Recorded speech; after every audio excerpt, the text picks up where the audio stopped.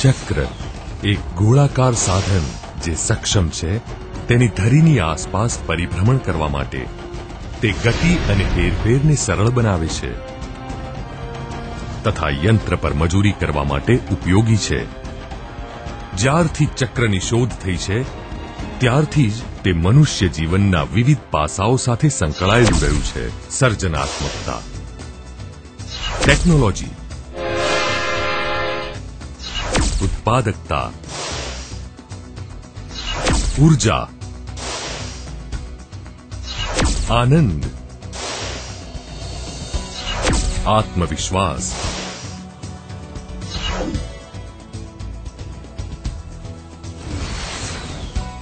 અને ભારતના આવા એક રાજ્યમાં અન્ય એક ચક્ર તેની પ્રગતિના પ્રતીક તરીકે ઉભર્યું છે.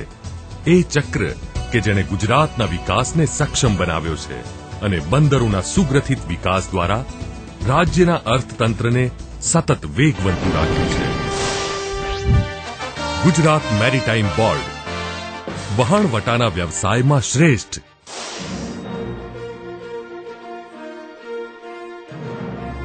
પ્રાચીન હડપ્પન સંસ્કૃતિના સમયથી ગુજરાત વહાણવટાનો સમૃદ્ધ વારસો ધરાવે છે. એ સમયે વિશ્વનો પ્રથમ ભરતી આધારિત ધક્કો લોથલ ભારતીય ઉપખંડમાં સૌથી ધમધમતું બંદર હતું. ગુજરાતને 1600 કિલોમીટર લાંબો દરિયા કિનારો મળ્યો છે જે દેશનો સૌથી લાંબો દરિયા કિનારો છે. મધ્ય પૂર્વ, આફ્રિકા, યુરોપ તથા લેટિન અમેરિકા તરફના આંતરરાષ્ટ્રીય જળ વ્યવહારના માર્ગ પર ગુજરાતનો દરિયા કિનારો આવેલો છે. આ ઉપરાંત ગુજરાતમાં આવેલા કચ્છ તથા ખંભાતનો અખાત તેને વ્યૂહાત્મક ફાયદો આપે છે. આ બંને અખાત ઊંડું પાણી ધરાવતા હોવાથી અહીં સરળતાપૂર્વક વિશ્વકક્ષાના બંદરોની રચના કરી શકાય તેમ છે. આવા પ્રકૃતિદત્ત લક્ષણોને ઓળખીને રાજ્ય સરકારે પોર્ટ સેક્ટરને વિકાસનું મુખ્ય ઘટક ગણ્યું છે અને આ ક્ષેત્રના વિકાસ માટે સરકારે પહેલ કરી અને 1995માં બંદર વિષયક નીતિ તથા 1997માં ખાનગી ભાગીદારી માટે BOOT બૂટ નીતિની સ્પષ્ટ રજૂઆત જેવા અનેક પગલાઓ ભર્યા છે. આ સિવાય એક મહત્વપૂર્ણ કદમ લેવાયું 1982માં ગુજરાત મેરીટાઈમ બોર્ડ નામની સ્વાયત્ત સંસ્થાની સ્થાપના દ્વારા. દેશમાં આ પ્રકારના મેરીટાઈમ બોર્ડની સ્થાપના થઈ હોય તેવો આ પ્રથમ બનાવ હતો.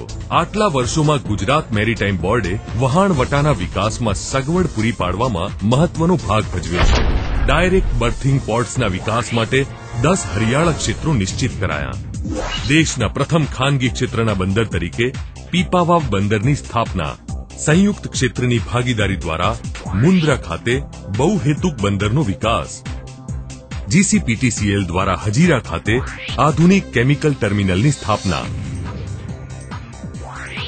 દહેજ અને હજીરા ખાતે દેશના એકમાત્ર કાર્યરત 2 LNG ટર્મિનલનો વિકાસ. રિલાયન્સ ઇન્ડસ્ટ્રીઝ લિમિટેડ દ્વારા સિક્કા ખાતે વિશ્વકક્ષાના બંદર માળખાનો વિકાસ. બેડી, પોરબંદર, નવલખી, ભાવનગર, વેરાવળ અને ઓખા જેવા વિવિધ બંદરોના આધુનિકીકરણ અને ટેકનોલોજીમાં સુધારા.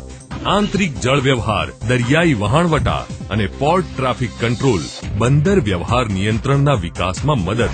SPV મોડેલ હેઠળ મોટા અને નાના બંદરોનો વિકાસ. મત્સ્ય બંદરોના વિકાસ માટે એક અનન્ય મોડેલનું અમલીકરણ. પીપાવાવ, મુન્દ્રા, દહેજ, હજીરા, સિક્કા, ઓખા, પોરબંદર આ છે ગુજરાતના દરિયાકાંઠા રૂપી હાર પર ઝળહળતા થોડા હીરાઓ. 41 નાના અને મોટા બંદરોથી બનેલો હાર. બંદરો કે જે બહાર આવ્યા છે વૈશ્વિક પ્રવેશદ્વારો તરીકે. બંદરો કે જેનો ગુજરાતના ઔદ્યોગિક રોકાણમાં હિસ્સો છે 50%થી પણ વધુ. બંદરો કે જેમનો સિંહ ફાળો છે ભારતના માલ સામાનના વહનમાં. બંદરો જે સતત તેમનો ફાળો આપી રહ્યા છે વહાણવટા વ્યવસાયમાં શ્રેષ્ઠતા અર્પવાના ગુજરાત મેરીટાઈમ બોર્ડના ધ્યેયમાં. ગુજરાત મેરીટાઈમ બોર્ડ વહાણવટાના વ્યવસાયમાં શ્રેષ્ઠ. બંદરોના વ્યવસ્થાપન, વિકાસ અને નિયંત્રણના મુખ્ય કાર્ય સિવાય ગુજરાત મેરીટાઈમ બોર્ડ અન્ય ક્ષેત્રમાં પણ સક્રિય ભાગ ભજવી રહ્યું છે. ખાનગી અને સંયુક્ત સેક્ટરની ભાગીદારી દ્વારા બંદરોનો વિકાસ. દરિયાકાંઠાના સુગ્રથિત વિકાસ માટે વ્યૂહાત્મક આયોજન. દરિયાકાંઠો ન ધરાવતા રાજ્યોને વહાણવટાની સમર્પિત સવલતો આપવા માટે જોડાણ, રેલ તથા સડક માર્ગ જોડાણ, બંદર આધારિત ઉદ્યોગ પાર્ક્સ અને સ્પેશિયલ ઇકોનોમિક ઝોન્સનો વિકાસ, વહાણવટા તાલીમ, વહાણવટાને સંલગ્ન માનવ સંસાધન વિકાસ અને સંસ્થાઓની સ્થાપના. ગુજરાત મેરીટાઈમ બોર્ડ મોટા ગજાની વિવિધ ભારતીય અને વૈશ્વિક સંસ્થાઓ સાથે ભાગીદારી ધરાવે છે અને તેણે ગુજરાતના બંદર ક્ષેત્રમાં રોકાણોને આકર્ષવામાં મહત્વપૂર્ણ સફળતા હાંસલ કરી છે. તાજેતરમાં યોજાયેલી vibrant Gujarat global investors summit દરમિયાન તેણે વિશ્વનું ધ્યાન પોતાના તરફ ખેંચ્યું અને રૂપિયા 13,000 કરોડથી પણ વધુના મૂડી રોકાણના કરારો મેળવ્યા. ગુજરાત મેરીટાઈમ બોર્ડની આવક સતત વધતી જાય છે અને આજે રાજ્યમાં સૌથી વધુ નફો રળતું બોર્ડ છે. તેની આવકનો 30% હિસ્સો રાજ્ય સરકારને આપી રહ્યું છે. આ ઉપરાંત તેની અન્ય એક સૌથી નોંધપાત્ર સિદ્ધિ છે અલંગ ખાતે જહાજો ભાંગવાની વિશ્વની સૌથી મોટી સવલતનો વિકાસ. ઉલ્લેખનીય છે કે અલંગ સોસિયોમાં વિશ્વનો સૌથી વિશાળ જહાજ ભાંગવાનો વાડો છે. ભારતના સ્ટીલ ઉત્પાદનમાં 10%થી પણ વધુ હિસ્સો, 1 લાખથી પણ વધુ લોકોને પ્રત્યક્ષ અને પરોક્ષ રોજગારી. અલંગ ખાતે ભૌતિક માળખાની સગવડ પૂરી પાડનારા તથા નિયંત્રક તરીકેની ભૂમિકા ઉપરાંત ગુજરાત મેરીટાઈમ બોર્ડ અહીંના કામદારોના આરોગ્ય અને સલામતી માટે પણ પ્રતિબદ્ધ છે. અલંગમાં સામાજિક માળખાની રચના ઉપરાંત મજૂર કલ્યાણ અને પર્યાવરણના રક્ષણ માટે પગલાં ભરવાની શરૂઆત કરી છે. ગુજરાત મેરીટાઈમ બોર્ડને આજે માનવીય અભિગમ ધરાવતી પ્રગતિશીલ સંસ્થા તરીકે માન્યતા મળી છે. ગુજરાત મેરીટાઈમ બોર્ડ વહાણવટાના વ્યવસાયમાં શ્રેષ્ઠ.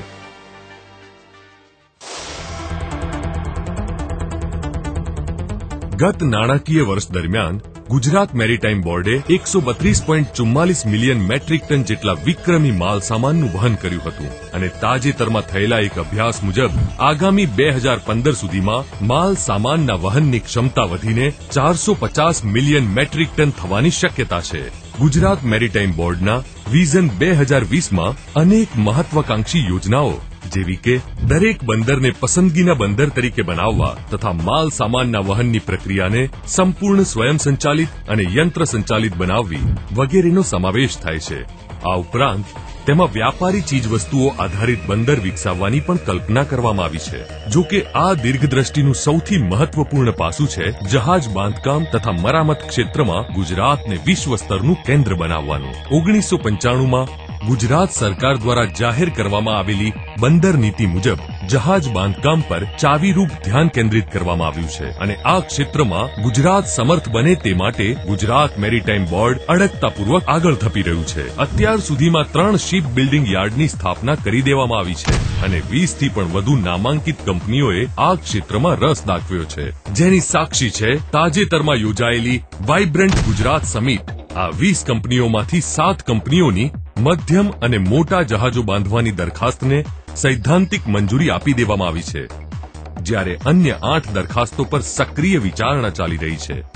શિપ બિલ્ડિંગ પ્રવૃત્તિના વિકાસ માટે 10 વિસ્તારો પણ નક્કી કરી દેવામાં આવ્યા છે. ગુજરાત પહેલેથી જ ભારતના શિપ બિલ્ડિંગ માર્કેટનો 47% હિસ્સો ધરાવે છે અને ગુજરાત મેરીટાઈમ જેવા દીર્ઘદ્રષ્ટા અને સમર્પિત બોર્ડની સહાય વડે 2020 સુધીમાં માર્કેટના આગેવાન તરીકે ચોક્કસ ઉભરી આવશે.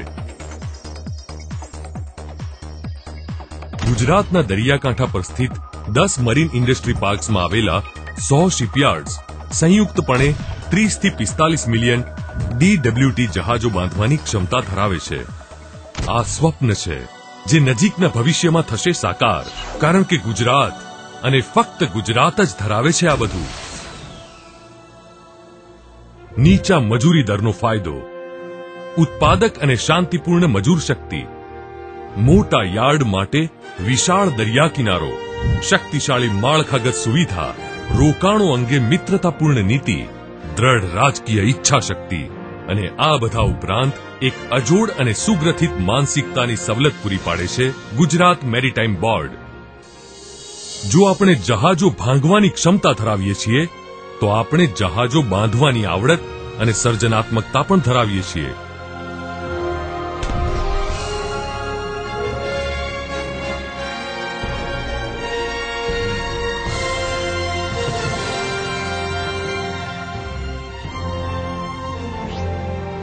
Gujarat maritime board